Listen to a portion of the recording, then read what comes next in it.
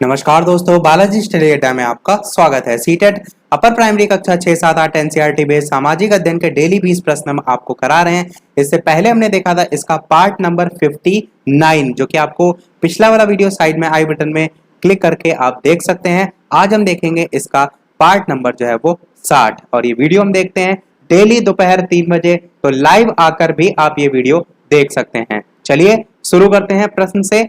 सबसे पहले बात करते हैं पिछले वाले वीडियो में जो मैंने प्रश्न पूछा था उसके सही उत्तर की। तो प्रश्न मैंने पूछा था कि राष्ट्रपति के विरुद्ध महाभियोग कौन लगा सकता है? केवल लोकसभा, केवल राज्यसभा, संसद के संयुक्त अधिवेशन या संसद का कोई भी सदन। चार ऑप्शन दे रखे हैं, आपको छांटना है इन चारों में से कौन सा सही होगा। तो चलिए अब बात कर लेते हैं उत्तर की। तो यहां पर आपका ऑप्शन नंबर डी, संसद का कोई भी सदन जो है वो बिल्कुल सही हो जाएगा। तो सबसे पहले आपको यह पता होना चाहिए कि इससे संबंधित कौन सा अनुच्छेद होता है। तो आर्टिकल आपका होता है 61। किससे रिलेटेड? महाभियोग, यानी कि राष्ट्रपति के महाभियोग से संबंधित होता है।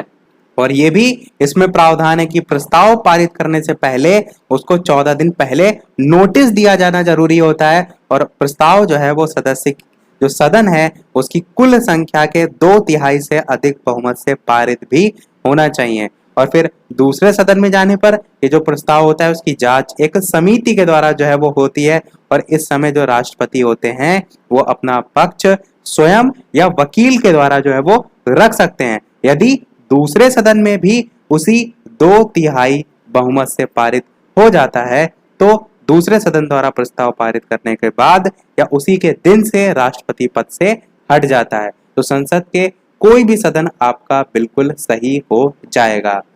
चलिए थोड़ा सा वर्तमान के संबंध में भी बात कर लेते हैं। वो वर्तमान में जो है आपके जो राष्ट्रपति हैं वो कौन है? वर्तमान में रामनाथ कोविंद जो है वो भारत के 14वें राष्ट्रपति हैं। ये आपको नंबर भी पता होना चाहिए। और भारत के जो राष्ट्रपति होते हैं वो नई दिल्ली स्थित राष्ट्रपति भवन में रहते हैं, जिसे किस नाम से जाना जाता है? जिसे रायसीना हिल के नाम से जाना जाता है।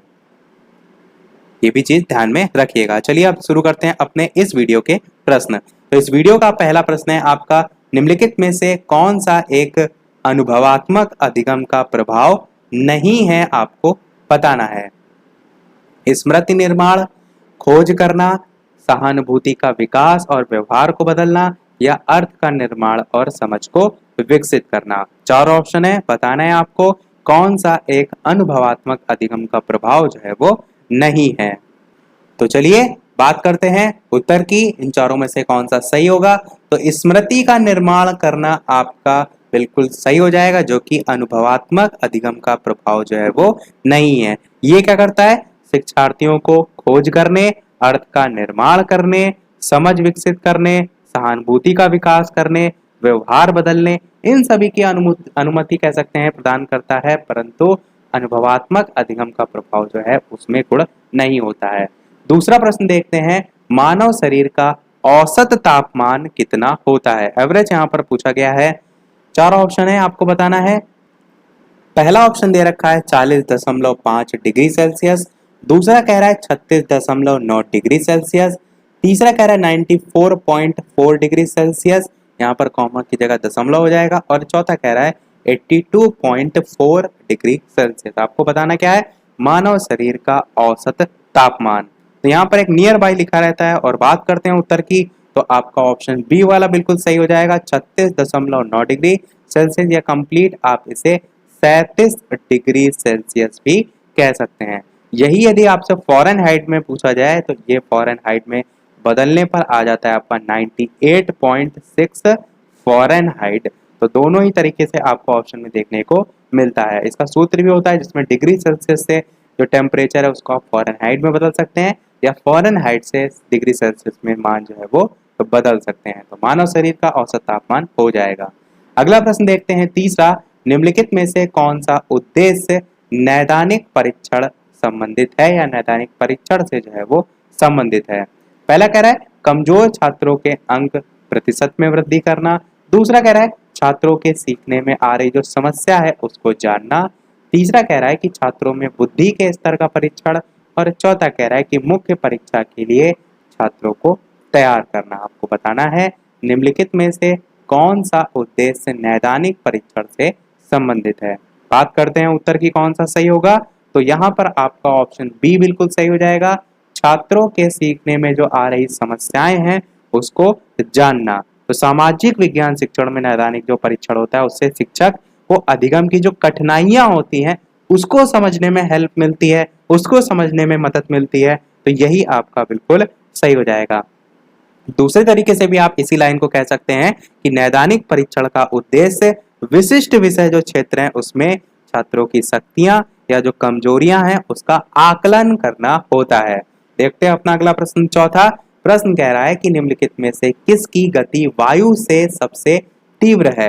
प्रकाश, ध्वनि, हवाई जहाज या रॉकेट। चार ऑप्शन है, बताना है आपको किसकी गति वायु से सबसे तीव्र है या कह सकते हैं वायु से जो है वो अधिक है। इन चारों ऑप्शन में से आपको छांटना है।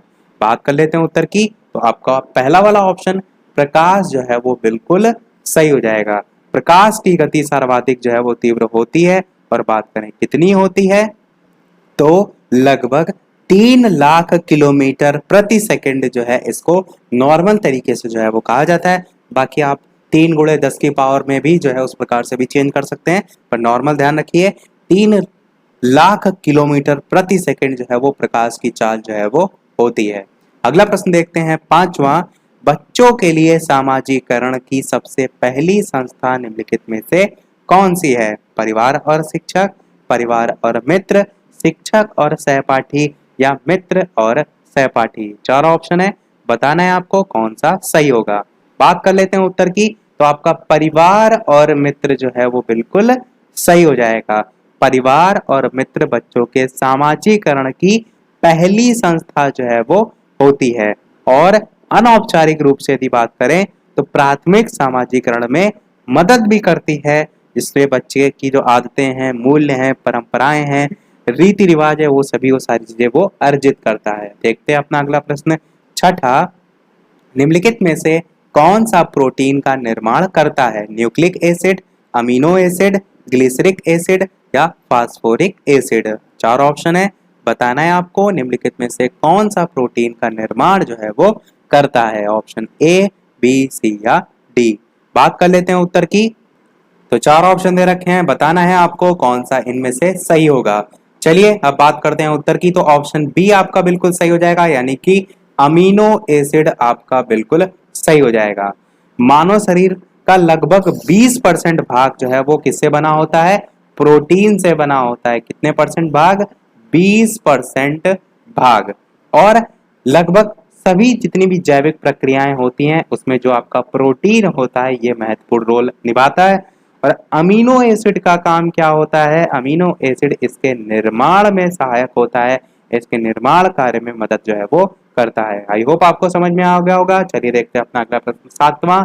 इसके अलावा वीडियो पसंद आ रहा हो तो वीडियो को लाइक भी अवश्य कर दीजिएगा, ताकि इसी प्रकार अच्छे अच्छे प्रश्न मैं आपको प्रैक्टिस कराता रहूं। प्रश्न जो आप देख रहे हैं सातवां, ये सीटेट में इस टाइप के लेंदी प्रश्न पूछे जाते हैं। चलिए प्रश्न पढ़ते हैं, समझते हैं। प्रश्न कह रहा है कि निम्नलिखित में से क्या चर्चा का प्रासंगिक बिंदु है जो सामाजिक विज्ञान की कक्षा में लैंगिक विभेदता से संबंधित है। प्रश्न को हमने पढ़ा, अब पढ़ते हैं ऑप्शन।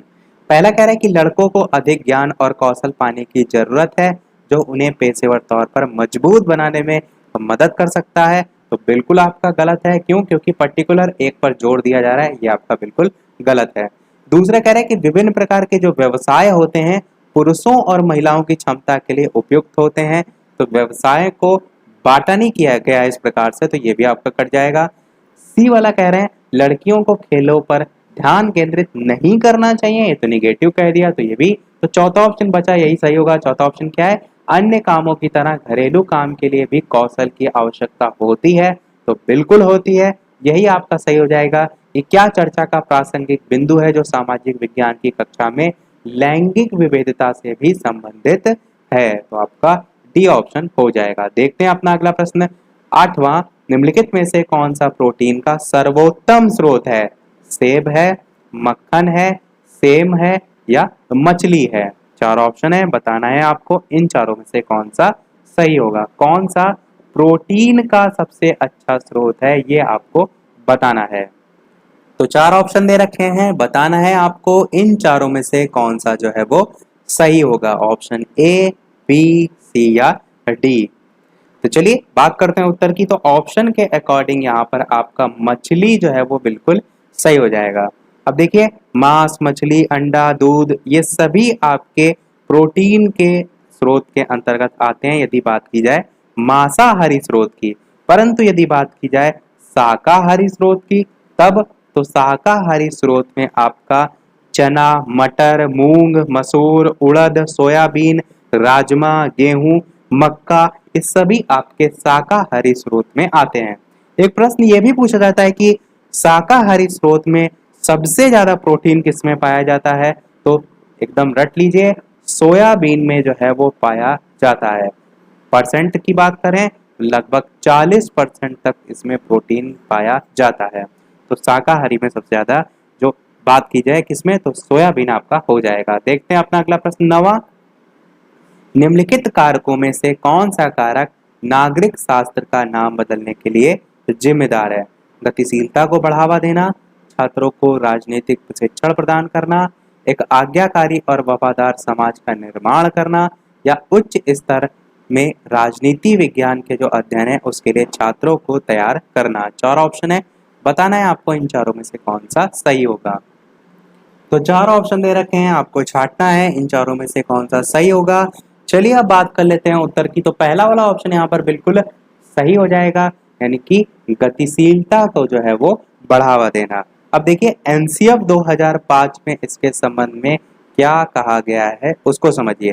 तो एनसीएफ 2005 में जो सामाजिक और राजनीतिक जीवन है उसके लिए नागरिक शास्त्र ने एक पारिभाषिक परिवर्तन का सुझाव दिया है। और बात करें जो प्रश्न में पूछा गया था नागरिक शास्त्र, तो नागरिक शास्त्र जो है शब्द जो ब्रिटिश राज है उसके तहत जो नागरिक हैं उनकी आज्ञाकारिता और वफादारी के लिए बनाया गया था। और ये कह सकते हैं जो राजनीति है उसकी गतिशीलता को बढ़ावा देने में काम आता है। और यही आपका ऑप्शन ए में लिखा था। उसके साथ साथ आप कह सकते हैं नागरिक जो है उनको समाज के अनुसार किस प्रकार से जो है वो ढाला जाए, ये सारी चीजें भी इसमें आती हैं। अगला प्रश्न देखते हैं 10वां। प्रकाश की गति है। चार ऑप्शन है, आपको बताना है कौन सा सही होगा। इससे पहले मैंने आपको लाख सेंस में बताया था, परंतु मैंने आपको कहा था कि इस प्रकार से भी आपका देखने को मिलता है। बस यहाँ पर घातांक जो है वो किसी की नहीं लिखी हुई है, वो मैं यहाँ पर लिख देता हूँ। यहाँ पर 10 की घात 2 यानी कि 9 गुणे 10 की घात 2। दूसरा ऑप्शन है 3 गुणे 10 की घात 11। तीसरा ऑप्शन है 3 गुणे 10 की घात 8। और चौथा ऑप्शन है 2 गुणे 10 की घात 4। आपको बताना है कि प्रकाश की गति इनमें से कौन सी जो है वो होती है। Option A, option B, option C या ऑप्शन डी। तो चलिए बात कर लेते हैं उत्तर की। तो बिल्कुल यहाँ पर आपका ऑप्शन नंबर सी 3 गुणे 10 की पावर 8 मीटर प्रति सेकंड आपका बिल्कुल सही हो जाएगा। ये जो है वो प्रकाश की गति जो है वो होती है। चलिए देखते हैं अपना अगला प्रश्न 11वां। अगला प्रश्न कह रहा है कि निम्नलिखित गैसों में से कौन सी दो गैसें अम्ल वर्षा जो है उसके लिए जिम्मेदार हैं। चार ऑप्शन है, कार्बन डाइऑक्साइड और मीथेन, मीथेन और सल्फर, मीथेन और ओजोन, या सल्फर डाइऑक्साइड और नाइट्रस ऑक्साइड। चार ऑप्शन दे रखे हैं, आपको बताना है कि इन चारों में से कौन सा सही होगा। तो चलिए बात कर लेते हैं उत्तर की कौन सा सही होगा। तो डी वाला ऑप्शन बिल्कुल सही हो जाएगा, सल्फर डाइऑक्साइड और नाइट्रस ऑक्साइड, यही आपका बिल्कुल सही हो जाएगा। सल्फर डाइऑक्साइड आपका होता है SO2 और नाइट्रस ऑक्साइड होता है आपका N2O। ये दोनों जो गैसें हैं वो आपके उत्तरदायी होती हैं, ये दोनों मिलकर। और जो नाइट्रस ऑक्साइड है कहीं कहीं आपको नाइट्रोजन ऑक्साइड भी देखने को मिलता है। तो ये जल के साथ क्रिया करके नाइट्रिक अम्ल और गंधक का तेजाब जो है वो बन जाती हैं। चलिए देखते हैं अपना अगला प्रश्न 12वां कि फोटोग्राफिक कैमरा में किसी वस्तु का बना प्रतिबिंब होता है। सीधा और छोटा होता है, छोटा और उल्टा होता है, बड़ा और सीधा होता है, या बड़ा और उल्टा होता है। चार ऑप्शन है, बताना है आपको इन चारों में से कौन सा सही होगा। तो चलिए बात करते हैं उत्तर की। तो चार ऑप्शन दे रखे हैं, बताना है आपको इन चारों में से कौन सा सही होगा। चलिए बात कर लेते हैं उत्तर की। तो बी वाला ऑप्शन बिल्कुल सही हो जाएगा, यानी कि छोटा और उल्टा जो है वो सही हो जाएगा। फोटोग्राफिक जो कैमरा है, थोड़ा सा इस पर नजर डालते हैं। तो फोटोग्राफिक जो कैमरा होता है वो आपका एक ऐसा उपकरण होता है जिसकी सहायता से किसी भी वस्तु या व्यक्ति जो है उसका स्थायी प्रतिबिंब फोटोग्राफिक जो प्लेट होती है या फिल्म होती है उस पर प्राप्त जो है वो किया जा सकता है। फोटोग्राफिक कैमरा से रिलेटेड एक ये भी प्रश्न पूछा जाता है कि इसमें कौन से लेंस का यूज किया जाता है, तो उत्तल लेंस का जो है वो यूज किया जाता है। और इसमें एक प्रकाश रोधी बॉक्स भी होता है जो धातु या प्लास्टिक का जो है वो बना होता है। तो ये सारी चीजें इसके बारे में हो गई। ध्यान आपको रखना है कि किसी वस्तु का बना प्रतिबिंब छोटा व उल्टा होता है। अगला प्रश्न 13 कह रहा है कि सामाजिक विज्ञान शिक्षण में मुख्य विचारों का स्मरण किसके लिए किया जाता है। 4 ऑप्शन है, देखने, सारणीबद्ध या जानकारी, परिभाषाएं पढ़ने, पाठ के अंत में आने वाले जो प्रश्न है उसको सुलझाने, या एक पुस्तक को कई बार पढ़ने। 4 ऑप्शन है, बताना है आपको कौन सा सही होगा। तो चलिए बात करते हैं उत्तर की कौन सा सही होगा। तो आपका बिल्कुल सी वाला ऑप्शन सही हो जाएगा कि पाठ के अंत में आने वाले जो प्रश्न हैं उनको सुलझाने के लिए जो सामाजिक विज्ञान शिक्षण है उसमें मुख्य विचारों को स्मरण पाठ के अंत में जो आने वाले प्रश्न हैं उसके उत्तर देने में सहायक होते हैं, इसलिए आपका जो है वो दिया रहता है। या थोड़ा सा और साधारण सी भाषा में कहें कि जो भी आप कुछ पढ़ते हैं उसको आप स्मरण किस लिए रखते हैं, उसको आप याद क्यों रखते हैं। पाठ के अंत में आने वाले जो प्रश्न है उसको आप सुलझा सकें। वैसे तो नॉर्मल यूज आपका दैनिक जीवन में यूज आपका वो सारी चीजों का होता है, उसके लिए इंपॉर्टेंट होता है, परंतु यहाँ पर सामाजिक विज्ञान शिक्षण के संदर्भ में पूछा है, इसलिए आपका ऑप्शन सी वाला जो है वो सही हो जाएगा। चलिए देखते हैं अपना अगला प्रश्न 14। प्रश्न आपका अगला कह रहा है कि सफेद पेंट बनाने में प्रयोग किया जाता है सल्फ्यूरिक अम्ल का, अमोनियम क्लोराइड का, मर्क्यूरिक क्लोराइड का या जिंक ऑक्साइड का। 4 ऑप्शन दे रखे हैं, बताना है आपको इन चारों में से कौन सा जो है वो सही होगा। ऑप्शन ए, बी, सी या डी। तो 4 ऑप्शन में से आपका डी वाला ऑप्शन बिल्कुल सही हो जाएगा, यानी कि जिंक ऑक्साइड आपका बिल्कुल सही हो जाएगा। तो सफेद पेंट बनाने में इसका प्रयोग किया जाता है और जिंक ऑक्साइड का सोलर सेल में भी यूज किया जाता है, रबर उद्योग में भी इसका यूज किया जाता है। तो अलग अलग जगह यूज इसका भी और होता है। अगला प्रश्न 15 कह रहा है कि खनिज संसाधनों की उपलब्धता सुनिश्चित करता है देश की ताकत, देश की लोकप्रियता, देश का सकल घरेलू उत्पाद यानी कि जीडीपी, या देश के आर्थिक विकास की गति। तो 4 ऑप्शन है, बताना है आपको इन चारों में से कौन सा सही होगा। ऑप्शन ए, बी, सी या डी। तो कौन सा सही होगा, चलिए बात करते हैं उत्तर की। तो आपका ऑप्शन लास्ट वाला यहाँ पर सही हो जाएगा, यानी कि देश के आर्थिक विकास की गति जो है आपका सही हो जाएगा। यहाँ पर जीडीपी में कंफ्यूजन ना होइएगा, क्यों, क्योंकि आर्थिक विकास की गति के संबंध में यहाँ पर कहा गया है। तो आर्थिक विकास की तेज गति के लिए औद्योगिक विकास की तेज गति आवश्यक है। तो खनिज जैसे कि लोहा है, इस्पात उद्योग है, एल्यूमिनियम उद्योग है, बुनियादी उद्योग है ऐसे प्रकार के, तो उनका ये सभी आवश्यक घटक जो है उसके अंतर्गत आ जाएगा। अगला प्रश्न 16 कह रहा है कि अफ्रीका का कौन सा भाग हॉर्न ऑफ अफ्रीका के नाम से जाना जाता है। इंपॉर्टेंट क्वेश्चन है। 4 ऑप्शन दे रखे हैं, बताना है आपको इन चारों में से कौन सा सही होगा। अल्जीरिया, इथियोपिया और सोमाली, पूर्वी अफ्रीका या नाइजीरिया। आपको बताना है हॉर्न ऑफ अफ्रीका के नाम से किसे जो है वो जाना जाता है। तो चलिए बात करते हैं कि इन चारों में से कौन सा सही होगा। अफ्रीका का कौन सा भाग यहाँ पर कहा गया है, इस चीज को थोड़ा सा गौर कीजिएगा। तो भाग आपका हॉर्न ऑफ अफ्रीका के नाम से जाना जाता है। आपका ऑप्शन बी, इथियोपिया और सोमाली आपका सही हो जाएगा। एक्चुअल में जो हॉर्न ऑफ अफ्रीका है ये बहुत से एक विस्तृत क्षेत्र में फैला हुआ है, जिसमें अलग अलग जो है इसी में अफ्रीका के जो क्षेत्र में आते हैं, इथियोपिया और सोमालिया के अलावा जिबूती आता है, इरिट्रिया आता है, ऐसे देश जो है इसी के अंतर्गत जो है वो आते हैं। मैं आपको चित्र भी दिखाता हूँ जिससे और ज्यादा आपको जो है वो क्लियर हो। तो देखिए जैसे इसका जो चित्र आप देख पा रहे हैं, ये वाला एरिया अफ्रीका का जो कि ग्रीन कलर से है, ये देखिए सींग के आकार का, ये इस टाइप से सींग जो है वो निकली हुई है। तो इसके अंतर्गत जो देश आते हैं उसके संबंध में यहाँ पर प्रश्न पूछा गया है कि इसमें कौन से भाग में आता है। तो इथियोपिया और जो सोमालिया है ये दोनों आपके इसी भाग में आते हैं। तो यही अफ्रीका का सींग के नाम से जो है वो, या हॉर्न ऑफ अफ्रीका के नाम से जो है वो जाना जाता है। आई होप चित्र से और ज्यादा आपको क्लियर हुआ होगा। इसकी आकृति भी आप देख रहे हैं एकदम सींग के आकार की जो है वो है। चलिए देखते हैं अपना अगला प्रश्न 17। अगला प्रश्न 17 कह रहा है कि पृथ्वी पूरी तरह से गोलाकार नहीं है, इसलिए निम्नलिखित में से कौन सा कथन आपको बताना है सत्य है।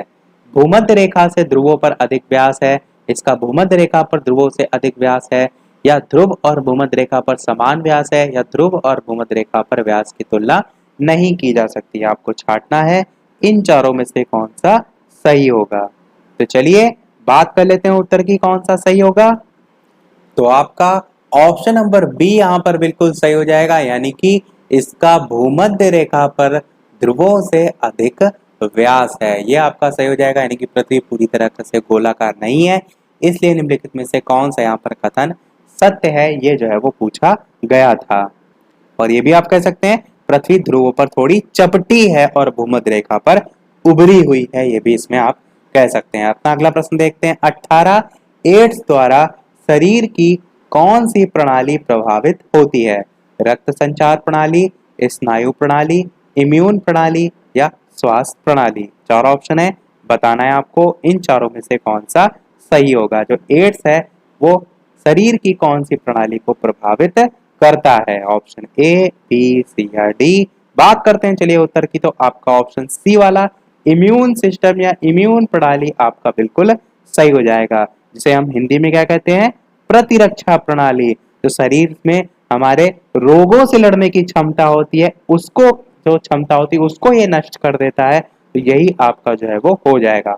और मोस्ट इंपॉर्टेंट प्रश्न जो सबसे ज्यादा बार पूछा जाता है वो ये कि HIV जो वायरस होता है उसकी जांच के लिए कौन सा परीक्षण किया जाता है। तो एलिसा परीक्षण किया जाता है। बहुत से अच्छे अच्छे कॉम्पिटेटिव लेवल में ये प्रश्न जो है वो पूछा जा चुका है, इसलिए मैंने कहा मोस्ट इंपॉर्टेंट है, इसको एकदम रट के रखिएगा कि HIV वायरस की जांच के लिए एलिसा परीक्षण जो है किया जाता है। इससे पता चलता है कि व्यक्ति एड्स से पीड़ित है या नहीं है। चलिए देख लेते हैं अपना अगला और इस वीडियो का लास्ट प्रश्न, और इस प्रश्न के बाद एक प्रश्न हम आपसे भी पूछेंगे। इसके अलावा वीडियो आपको थोड़ा भी पसंद आया हो, वीडियो आपको थोड़ा भी इंफॉर्मेटिव लगा हो, तो वीडियो को लाइक भी अवश्य कर दीजिएगा। चैनल पर नए आए हो तो सब्सक्राइब अवश्य कीजिएगा, और अभी तक आप टेलीग्राम चैनल से नहीं जुड़े हैं तो लिंक आपको डिस्क्रिप्शन में मिल जाएगी, या सर्च करके भी आप ऐड हो सकते हैं। प्रश्न देखते हैं आपका 19 प्रश्न कह रहा है कि निम्नलिखित में से कौन सा कथन समताप मंडल के संबंध में सत्य है, आपको बताना है। पहला कह रहा है कि यह वातावरण का निम्नतम स्तर है, आप कहेंगे नहीं, क्योंकि सबसे निम्नतम स्तर तो आपका क्षोभ मंडल होता है। दूसरा कह रहा है कि यह पृथ्वी की सतह से 100 किलोमीटर ऊपर तक फैला हुआ है। तीसरा कह रहा है इसका तापमान एक बढ़ती ऊंचाई के साथ स्थिर है। और चौथा कह रहा है ओजोन परत यहाँ नहीं पाई जाती है। और आप जानते हैं कि इनमें से कौन सा कथन सही होगा। ओजोन परत यहाँ नहीं पाई जाती है ऐसा तो नहीं है, क्योंकि ओजोन परत इसी में पाई जाती है। तो बी या सी में से कौन सा सही होगा। दो ऑप्शन मैंने आपके लिए काट दिए, आपको छांटना है कि बी या सी में से कौन सा यहाँ पर कथन समताप मंडल के संबंध में सही है। तो चलिए बात कर लेते हैं उत्तर की। तो आपका यहाँ पर ऑप्शन सी बिल्कुल सही हो जाएगा। इसका जो टेम्परेचर है वो एक बढ़ती ऊंचाई के साथ स्थिर है। और बात करें जो समताप मंडल है वो कितनी ऊंचाई तक फैला हुआ है, जो कि बी ऑप्शन में आपका 100 किलोमीटर लिखा हुआ था, ये लगभग 50 किलोमीटर तक जो है वो फैला हुआ है पृथ्वी की सतह से। तो इसी के साथ सारे प्रश्न हमारे समाप्त हुए। चलिए देख लेते हैं हम अपना वो प्रश्न, जैसा कि सभी वीडियो में हम आपसे एक ना एक प्रश्न पूछते हैं। इस वीडियो का आपके लिए प्रश्न ये है कि ISO 901 प्रमाणन प्राप्त करने वाली विश्व की प्रथम जेल कहाँ है। तो प्रश्न में ध्यान दीजिएगा, यहाँ पर विश्व की लिखा गया और विश्व की पूछा गया, परंतु है आपका जो आंसर वो भारत में ही, यानी कि जो विश्व है वो वर्ल्ड लेवल पर यदि बात करें तो भारत में ही जो है वो ISO 901 प्रमाणन प्राप्त करने वाली विश्व की पहली जेल है। बाद में और भी बहुत लोगों को प्रमाण पत्र प्राप्त हुआ, जैसे कि 2017 में यूपी को भी प्राप्त हुआ था, परंतु ऑप्शन के अकॉर्डिंग आपको प्रथम जेल जो है वो बताना है। तो ऑप्शन ABCD में से कौन सा सही होगा, अपना उत्तर वीडियो के मेन कमेंट में टाइप करके जो है वो अवश्य बताइएगा। इसी के साथ हमारा यह आज का पार्ट समाप्त होता है। इससे पहले के सभी पार्ट आपने नहीं देखे हैं तो अलग से प्लेलिस्ट आपको मिल जाएगी, जिसमें आप देख सकते हैं। और science, social science, computer, EVS अलग अलग प्लेलिस्ट आपको डिस्क्रिप्शन में मिल जाएगी, या प्लेलिस्ट में जाकर भी आपको देख सकते हैं। फिर भी ना मिले तो आप कमेंट करके बता दीजिएगा, मैं वहां पर आपको लिंक प्रोवाइड करा दूंगा। तो इसी के साथ हमारा आज का पार्ट समाप्त होता है। आज के वीडियो में इतना ही। वीडियो पसंद आया हो लाइक और कीजिएगा, नए हैं चैनल पर सब्सक्राइब जरूर कीजिएगा। चलिए मिलते हैं अगले वीडियो में नए टॉपिक के साथ, तब तक के लिए नमस्कार। Thank you for watching.